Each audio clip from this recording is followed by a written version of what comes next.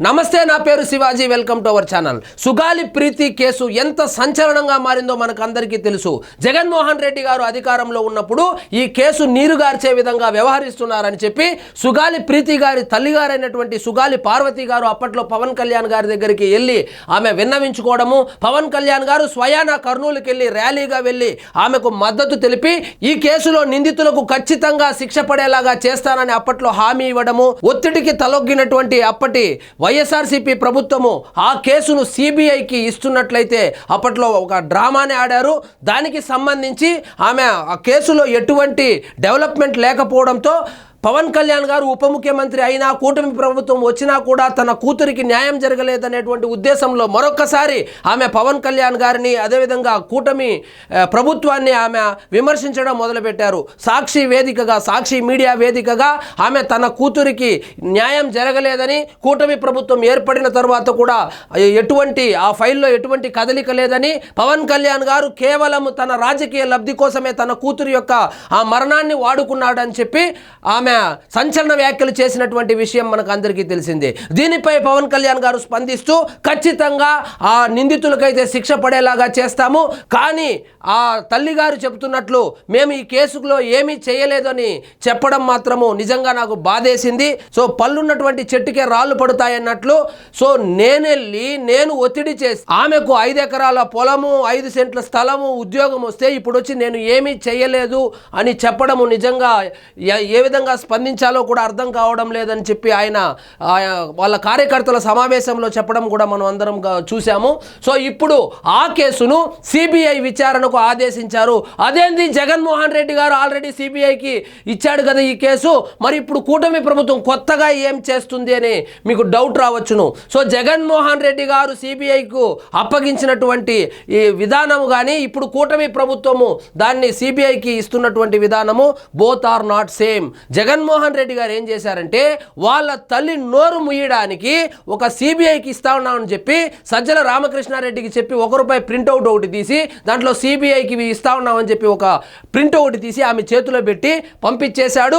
5 ఎకరాల పొలము, 5 సెంట్ల స్థలము, ఒక ఉద్యోగం ఇచ్చి నోరు ముయించేటువంటి ప్రయత్నం చేశాడే కానీ సో ఆయన సిబిఐ దర్యాప్తు ఇచ్చినప్పటి నుంచి ఆయన ముఖ్యమంత్రిగా దిగిపోయేంత వరకు కనీసము ఒకే ఒక వాయిదా కూడా జరగలేదు. ఆ కేసు మీద విచారణే జరగలేదు.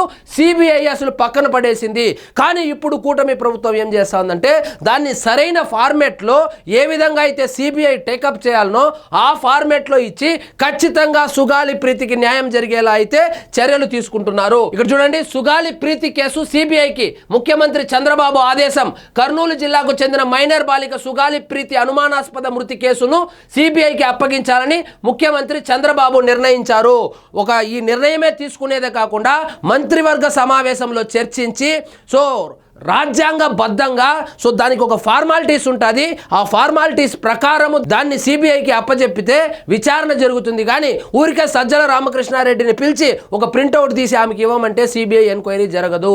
కాబట్టి మీరు ఇప్పుడు ఇంకా గమనిస్తారు, అప్పట్లో సిబిఐ విచారణ ఏ విధంగా ఉండింది, ఇప్పుడు సిబిఐ విచారణ ఏ విధంగా ఉండబోతుందని. సిబిఐ విచారణ అంటేనే వైఎస్ఆర్సీపీ వాళ్ళు ఎంత కామెడీ చేశారో మనం అందరం చూసాము. సాక్షాత్తు సొంత బాబాయి హత్య కేసులో నిందితుడుగా ఉన్నటువంటి వైఎస్ అవినాష్ రెడ్డిని అరెస్టు చేయడానికి వస్తే ఆయన ఏ విధంగా సిబిఐకి తిప్పలు పెట్టి కర్నూలులో ఉన్నటువంటి అన్ని చెరువులు నీళ్లు ఏ విధంగా తాగించి తప్పించుకున్నాడో మనం అందరం చూసాము. కానీ ఇప్పుడు కూటమి ప్రభుత్వము ఖచ్చితంగా ఆ సుగాలి ప్రీతికి ఆత్మకు శాంతి చేకూరేలాగా, అదేవిధంగా నిందితులకు శిక్ష పడేలాగా, బాధితులకు న్యాయం జరిగేలాగా ఇప్పుడైతే ఆ కేసును సిబిఐకి అయితే అప్పగించడం జరిగింది. వాస్తవంగా ఈ కేసులో ఏం జరిగిందంటే సుగాలి ప్రీతి కర్నూలులో కట్టమంచి రామలింగారెడ్డి పాఠశాల వసతి గృహంలో ఉంటూ 10వ తరగతి చదివేది.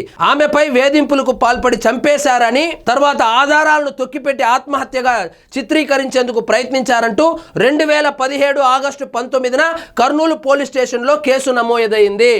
IPC 302, 201 red with 34 SC ST atrocity నిరోధక చట్టంలో 3(2)వి పోస్కో చట్టం కింద సెక్షన్ 10 కింద ఈ కేసు పెట్టారు.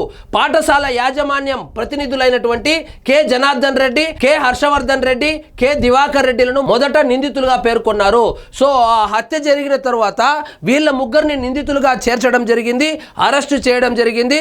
కానీ అప్పుడు ఏం జరిగిందంటే ఆ తర్వాత దాఖలు చేసిన అభియోగ పత్రంలో మాత్రం అత్యాచారం హత్య సెక్షన్లను తొలగించారు. నిందితులు ఆత్మహత్యకు పురిగొల్పారని పేర్కొంటూ కొత్తగా IPC 306 సెక్షన్ను పొందుపరిచారు.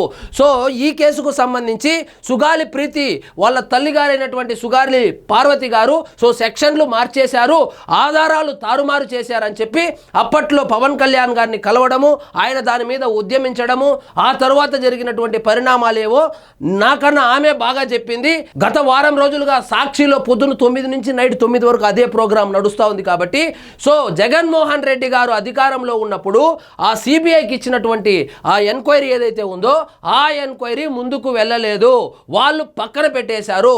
ఇప్పుడు కూటమి ప్రభుత్వం వచ్చిన తర్వాత ఈ కేసుకు సంబంధించి ఇప్పుడు ఫ్రెష్గా CBI ఎంక్వైరీకి ఆదేశించారు.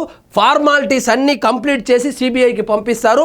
సో మీరే చూస్తారు ఇప్పుడు CBI ఎంక్వైరీ ఏ విధంగా ఉండబోతుంది, అప్పట్లో CBI ఎంక్వైరీ ఏ విధంగా ఉంది. అది ఉత్తుత్తి CBI ఎంక్వైరీ, ఇది నిజమైన CBI ఎంక్వైరీ. తేడా మీరే గమనిస్తారు. సో ఇదండి ఈరోజు మన టాపిక్. మీకు ఈ వీడియో నచ్చినట్లయితే లైక్ చేయండి, షేర్ చేయండి, ఛానల్ మాత్రం సబ్స్క్రైబ్ చేసుకోవడం మర్చిపోవద్దు.